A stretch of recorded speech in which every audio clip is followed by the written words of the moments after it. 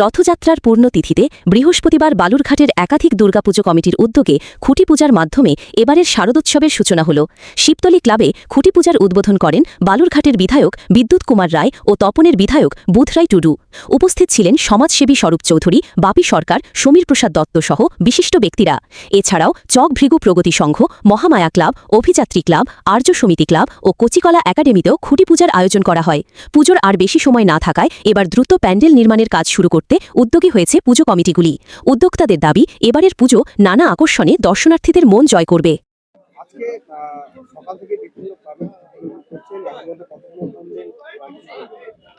আমি বোধহয় সাতখানা ক্লাবের খুঁটি পুজোতে, কাঠামো পুজোতে উপস্থিত ছিলাম। আজকে রথযাত্রার পবিত্র দিন।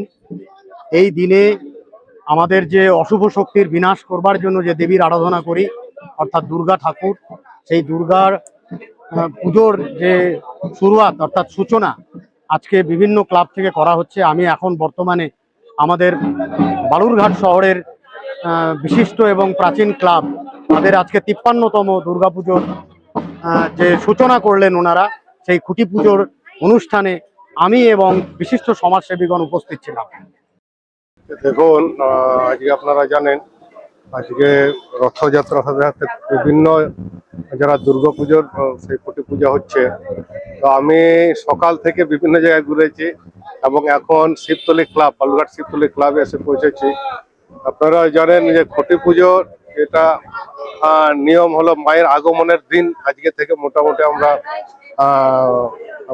গণনা শুরু করি। প্রায় ৯৭ দিন আগে আমার এই খুঁটি পুজো হয়।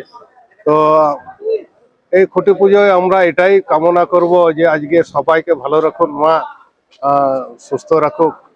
আর আগামী দিনে যারা আজকে যেমন শিবতলী ক্লাব, আজকে আমরা এখানে এসেছি, শিবতলী ক্লাব যেন আরো ভালো করে পুজো করতে পারে, মায়ের আরাধনা করতে পারে, সকলের যাতে ভালো থাকুক, সুস্থভাবে আজকে দুর্গাপুজো যখন আসবে দুর্গাপূজাটা সঠিক সুস্থভাবে কাটাবে, এটাই প্রার্থনা।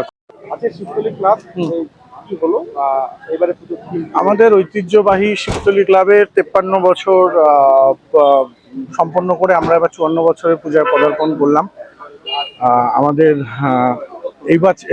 এইবার প্রত্যেক বছরই আমরা জেলাবাসীকে নতুন কিছু দিয়ে থাকি।